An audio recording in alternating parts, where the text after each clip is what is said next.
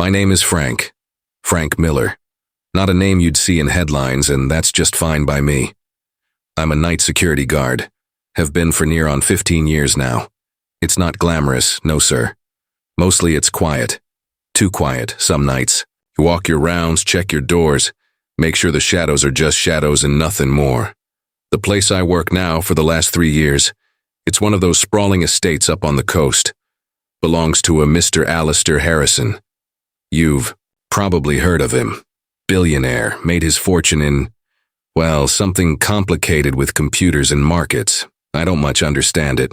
All I know is he owns this giant house, acres of land that tumble right down to the ocean, and he likes his privacy. I rarely saw Mr. Harrison. He'd be here maybe a few weeks a year, sometimes with family, sometimes alone. When he was here, my job didn't change much. Still walked my rounds, still checked my doors. Just had to be a bit more mindful, maybe. He had a small, permanent staff, a cook, a housekeeper, a groundskeeper, but they mostly kept to their own quarters at night.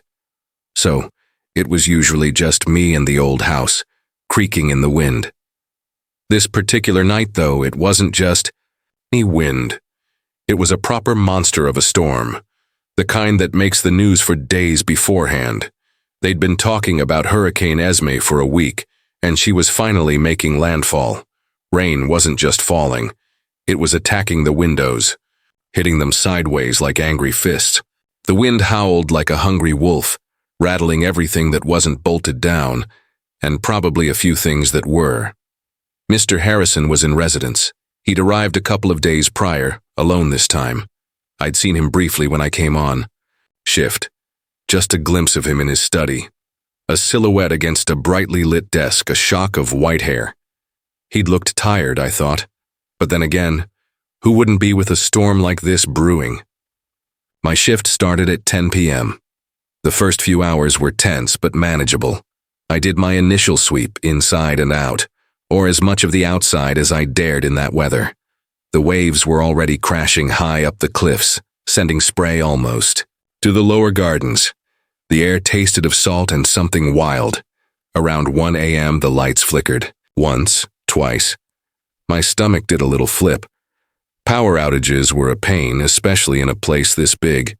We had backup generators, of course, for essential systems, but they weren't meant to power the whole shebang indefinitely. The lights flickered. A third time, held for a breath, and then gone. Plunged into darkness. My flashlight beam cut a nervous swathe through the inky black. The emergency lights, battery-powered, kicked in here and there, casting long, eerie shadows that danced. With the swaying trees outside, the roar of the storm seemed to get louder, now that the hum of electricity was gone. "Okay, Frank," I muttered to myself, my voice sounding small. "Just doing your job." The generators for the security office and main comms were supposed to kick in automatically. I headed there first, a small outbuilding near the main gate. The panel was lit up. Green, good, but the main house, that was a different system, more complex. I tried the landline to the main house. Dead. Not surprising with the wind tearing at everything. Cell service was always spotty up here, and tonight it was non-existent. "No bars for you tonight, Frankie," I said to my phone, shaking my head. My protocol in a full outage was to check on the principal resident if they were home. Usually, that meant a quick call, or a visual check from a distance. But with the phones down and the storm raging, I felt a knot tighten in my gut. Mr. Harrison was an older gentleman, maybe in his late 70s. Not frail exactly, but not a young buck either. Being alone in a massive, dark house during a hurricane, it wouldn't be pleasant for anyone. I radioed my supervisor, a guy named Henderson who was miles away in a warm office, probably sipping coffee. "Henderson, this is Miller at the Harrison estate. We've got a full power outage. Main house is dark, phones are down. I'm going to do a welfare check on Mr. H." His voice crackled back, full of static. "Opie that, Miller. Full E-port." "Back." "Will do," I said, though I doubted he heard me clearly. Pulling the hood of my slicker tight around my head, I braced myself and stepped out into the tempest. It was like walking into a car wash, but with more violence and less soap. The wind shoved me, trying to knock me off my feet. Rain stung my face. I kept my flashlight beam pointed at the ground, trying to pick my way along the slick stone path towards the main house. Branches, leaves, and God knows what else flew past me in the dark. Reaching the back door, the staff entrance, I fumbled with my keys, my fingers already stiff with cold and damp. The lock clicked, and I pushed the heavy door open against the wind stumbling inside. The house was cavernous and silent, except for the storm's symphony outside. The emergency lights here were sparse, casting just enough glow to make the familiar unfamiliar and spooky. My footsteps echoed on the marble floors of the service corridor. "Mr. Harrison?" I called out, my voice sounding thin in the vastness. "Mr. Harrison, it's Frank Miller, security. Just checking you're all right, sir." No answer. Just the relentless drumming of rain and the shriek of the wind. My heart started to thump a bit harder. He was probably fine. Maybe he was asleep, used his own flashlight, found some candles. Maybe he had a transistor radio and was listening to the weather reports, oblivious. Or maybe I moved through the ground floor. Kitchen, dark and cold. Dining room, chairs pulled neatly under the table, ghostly in the dim light. Living room, vast and shadowy. My beam swept across expensive paintings, heavy drapes, plush furniture. Nothing. Then the study, his usual haunt. The door was slightly ajar. "Mr. Harrison?" I called again, louder this time, pushing the door open slowly. The emergency light in the hallway cast just enough spill to illuminate a small part of the room. My flashlight beam did the rest. And there, on the floor beside his overturned antique desk chair, lay Mr. Harrison. For a second, I just froze. My breath hitched. He was on his side, facing away from me, one arm flung out. Papers from his desk were scattered around him like fallen leaves. "Mr. Harrison!" I rushed forward, dropping to my knees beside him. My flashlight clattered to the floor, rolling a little, its beam now pointing crazily up at the ceiling, making the shadows jump.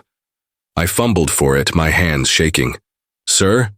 Mr. Harrison, can you hear me?" I gently turned him onto his back.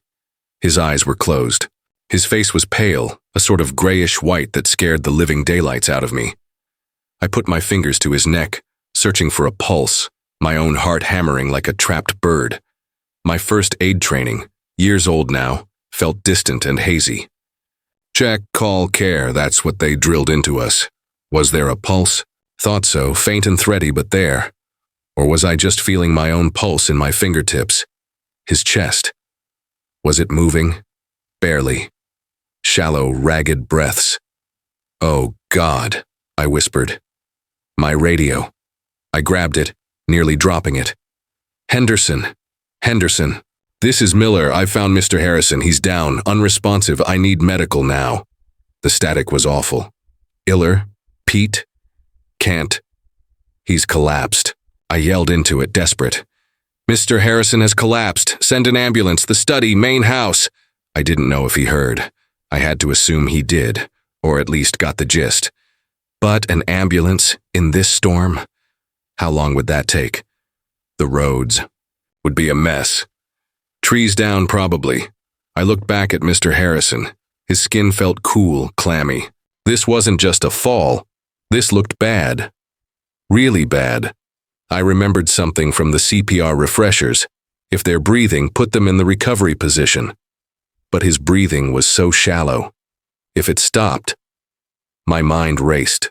What could I do? I was just a security guard.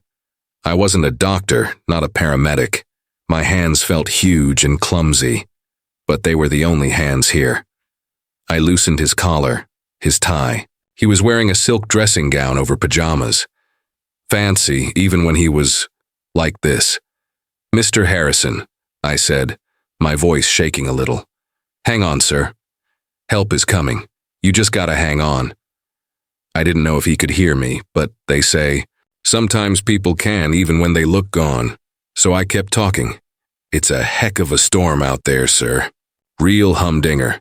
But it'll pass, they always do." His breathing hitched, then a gasp, then nothing. I stared at his chest, not moving, not at all. Panic, cold and sharp, clawed at my throat. No, no, no, no. I put my ear close to his mouth. Nothing. No breath. My brain screamed. CPR, I'd only ever practiced on those rubber dummies, never for real. The thought terrified me. What if I did it wrong? What if I hurt him more? But what if I did nothing? That was a certainty. He'd die, right here on this expensive rug while I just watched. My hands trembling found the spot in the center of his chest. Interlock fingers, straight arms, push hard, push fast. The instructor's voice, tinny and distant in my memory. Okay, sir, I choked out, positioning myself. Here we go, don't you dare die on me. And I started compressions. 1, 2, 3, 4. The rhythm felt awkward. Was I pushing too hard? Not hard enough? His chest felt so fragile under my hands. These were the hands that checked locks, that held a flashlight, that gripped a steering wheel. Now they were trying to pump life back into a billionaire. The room was lit only by my dropped flashlight, creating a weird, stark stage. The only sounds were my grunts of effort, the count under my breath, and the unending rage of the storm outside. 10, 11, 12. My arms started to ache. This was harder than it looked on the dummies. Much harder. The responsibility felt like a physical weight pressing down on me, even heavier than the one I was exerting on his chest. 21, 22. My own breathing was ragged. Sweat was stinging my eyes, mixing with the rainwater still dripping from my hair. Come on, Mr. Harrison. Come on. After 30 compressions, I tilted his head back, pinched his nose, and tried to give him 2 rescue breaths. My mouth on his, it felt strange, intimate, terrifying. Did the air even go in? I wasn't sure. Back to compressions. My shoulders screamed, my back ached. But I kept going, I had to. You're a tough old bird, Mr. Harrison, I panted between pushes.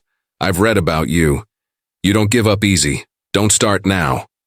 I pictured my wife, Sarah, my 2 kids, Lily and Tom. What would I want someone to do if it was me lying there? I'd want them to try. To try with everything they had. So I tried. Minutes stretched into an eternity. Each set of compressions, each attempt at rescue breaths, felt like climbing a mountain. I lost count of how many cycles I'd done. My arms were burning, turning to lead. My vision started to swim a little at the edges. Was I doing any good? There was no sign, no cough, no flicker of an eyelid. Just that still, pale face in the erratic beam of my flashlight. Despair started to creep, and a cold, insidious whisper. He's gone, Frank, you're too late, you're just pounding on a dead man. No! I gasped out loud, pushing the thought away. Not yet. I thought I heard something. A distant siren. Or was it just the wind playing tricks on my tired mind? I strained, my ears still pumping. Yes. Faint, but definitely a siren wailing its way closer, fighting the storm just like I was. They're coming, sir, I yelled, a surge of adrenaline giving me a desperate burst of energy. They're almost here. You hear that? Hold on. The siren got louder, then seemed to stop, probably at the main gate. I knew the access road was long and winding. It would still take them a few minutes to get to the house, especially if there were fallen trees. I kept going, pushing through the pain, through the exhaustion. My hands, my ordinary working man's hands. They were all that stood between Alistair, Harrison, and whatever came next. It was a bizarre thought. Me, Frank Miller, whose biggest decision most nights was whether to have coffee or tea on my break, now holding a life, $1 billion life, in these very hands. But it wasn't about the money. It wasn't about him being a billionaire. Lying there, he was just a man, a fragile human life. And I was just another man trying to help. Finally, I heard new sounds. Voices, shouts, closer now. The heavy thud of boots on the marble floor. In the hallway. In here, I croaked, my voice raw. In the study. The door burst open and suddenly the room was full of light from powerful flashlights and people. Paramedics. 2 of them, bulky in their wet gear, their faces grim and focused. They moved with a swift, practiced efficiency that made me feel clumsy and inadequate, "What have we got?" one of them asked, already kneeling, pushing me gently aside. "Found him about, I don't know, 20-30 minutes ago," I stammered, my body shaking uncontrollably now that I'd stopped. No pulse, no breathing when I started CPR. They were already working, attaching defibrillator pads, checking for vitals, one starting an IV. The room, filled with their clipped professional talk, equipment beeping, the rustle of medical packaging.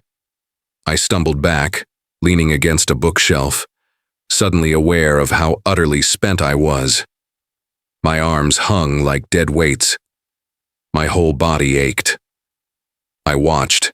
Then these lifesavers with their confident hands and their life-giving machines. "Clear," one shouted, and Mr. Harrison's body jerked as the electricity shot through him. They checked the monitor, shook their heads. More compressions, this time with a practiced, powerful rhythm. Another drug pushed into the IV. It was a blur. I felt like I was outside myself, watching a scene from a movie.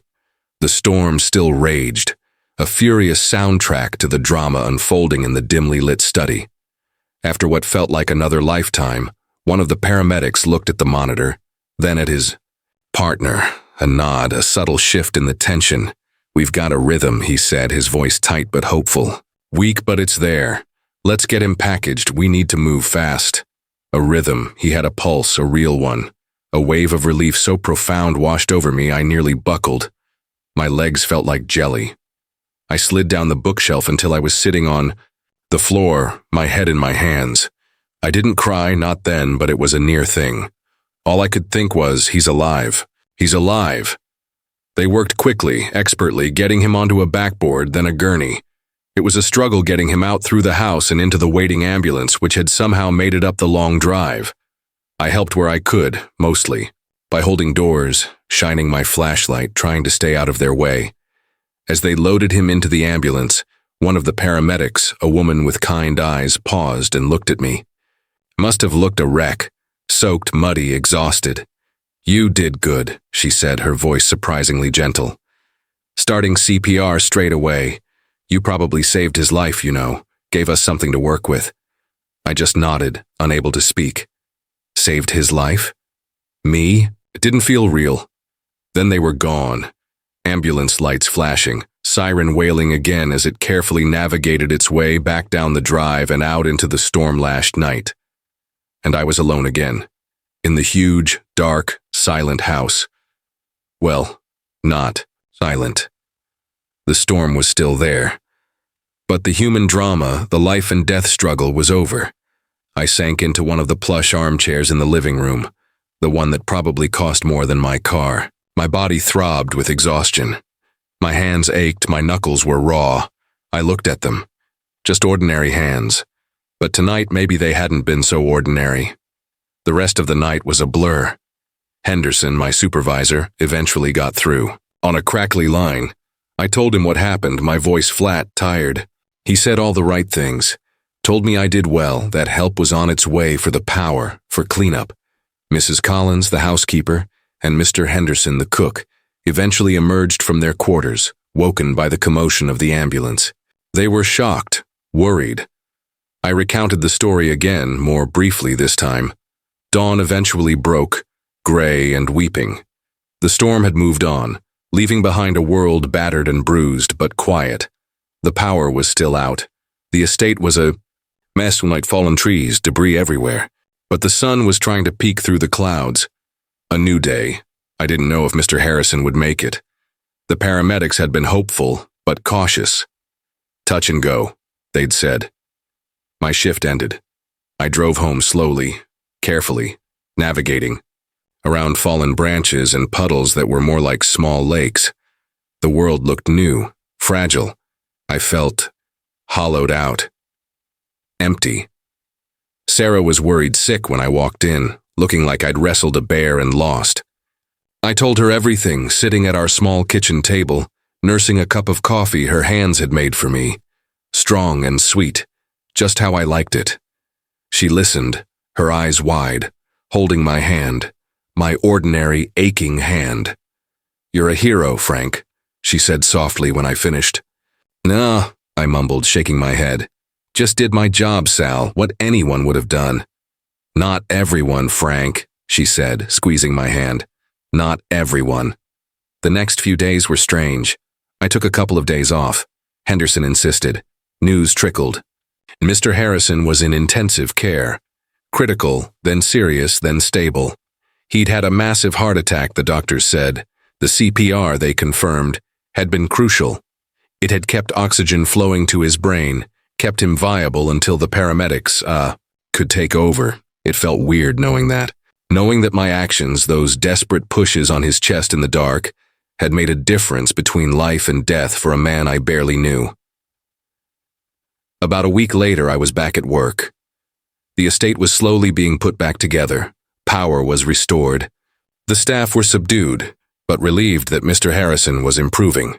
One afternoon, a few weeks after the storm, I got a call from Mr. Harrison's personal assistant. Mr. Harrison was out of the hospital, recovering at a private facility, and he wanted to see me. I was nervous, truth be told. What do you say to a billionaire whose life you apparently saved? I put on my best uniform, made sure my shoes were shined. He was in a bright, airy room, propped up in a comfortable chair, looking out at a garden. He looked older, frailer than I remembered, but his eyes were clear, alert, and when he saw me, a small smile touched his lips. "Mr. Miller," he said, his voice a bit raspy but firm. "Frank, come in, please." I walked in, feeling awkward. "Mr. Harrison, sir. Good to see you looking well." He chuckled, a dry sound. "Better than I was, I imagine. Thanks to you." He gestured to a chair. "Please, sit." I sat. There was a moment of silence. I didn't know what to expect. A thank you? A reward? I hadn't thought much about it. That wasn't why I did it. "They tell me," he began, looking directly at me, his gaze surprisingly intense, "that if it weren't for you, I wouldn't be here. That you worked on me in the dark during that god-awful storm until help arrived." I shrugged, feeling my face flush a little. "I just did what I was supposed to, sir, what anyone would do." He shook his head slowly. "No, Frank, not everyone. Many would panic. Many would freeze. Many wouldn't have had the presence of mind or the sheer grit to do what you did for so long." He paused. "The doctors were very clear. Those minutes, they mattered. Your hands, they mattered. My hands, there it was again." I looked down at them, resting on my knees. Still just ordinary hands. "I was just doing my job, sir," I said again, because it was the only thing that felt true. He was quiet for a moment, then he said, "My life has been eventful. I've built things, achieved things. I have a family, grandchildren. There were so many things I still wanted to do, to see." He looked out the window. "You've given me that chance back, Frank. A gift I can never truly repay." "No repayment needed, sir," I said, meaning it. "I'm just glad you're okay." He smiled. Again, a genuine, warm smile this time. "Nevertheless, my foundation will be making a significant contribution to the local emergency services in your name. And for you, personally," he gestured to an envelope on the table beside him. "A small token of my immense gratitude. It won't make you a billionaire," he added with a wry twinkle in his eye. "But I hope it helps you and your family." I didn't know what to say. "Sir, that's really not necessary." "Indulge an old man, Frank," he said softly. "It's the least I can do." He leaned forward slightly. "More importantly, I wanted to thank you, person to person, man to man, for your courage, for your persistence, for not giving up on me in the dark." His words, simple as they were, hit me harder than any monetary reward could have. Courage? Persistence? I hadn't thought of it that way. I'd just been scared and stubborn and too afraid to stop. We talked for a little while longer. Not about the storm or the heart attack, just things. He asked about my family. I told him about Sarah and Lily and Tom. He listened, really listened. He wasn't Mr. Harrison, the billionaire then. He was just Alistair, a man who'd been given a second chance talking to Frank, the man who'd helped give it to him. When it was time for me to go, he held out his hand. His grip was weaker than I imagined it would be, but it was firm. "Thank you, Frank Miller," he said, his eyes holding mine. "Truly." "You take care of yourself, Mr. Harrison," I replied, my throat a little thick. Walking out of that room, out of that facility, I felt different, lighter somehow.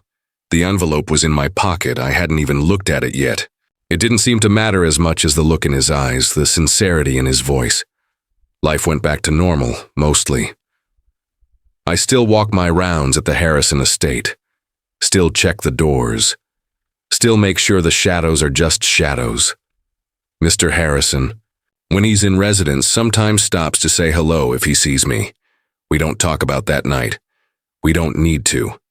There's an understanding there, an unspoken bond. The envelope, when I finally opened it with Sarah, contained a check for an amount that made us both gasp. Enough to pay off our mortgage, set aside a good chunk for the kids' college. It was life-changing, no doubt about it. But it's not the money I think about when I remember that night. I think about the storm, the darkness, the fear. I think about the terrifying responsibility I felt, kneeling there on that expensive rug. And I think about my hands, my ordinary, everyday hands, and how, for one desperate stretch of time, in the pitch dark, they were the only thing keeping a man's heart going. I was just doing my job. That's still what I tell myself. But sometimes when the night is particularly quiet and the wind whispers around the eaves of the old house, I remember Mr. Harrison's words. Your hands. They mattered. And I guess maybe they did. Maybe sometimes just doing your job, doing it with all you've got, even when you're scared, even when you think you can't. Maybe that's all it takes to do something extraordinary. Maybe that's all it takes to save a life, even a billionaire's. Though, like I said, in that moment he wasn't a billionaire, he was just a man. And I was just a man with my hands, doing what I had to do, and that, I've come to realize, can be more than enough.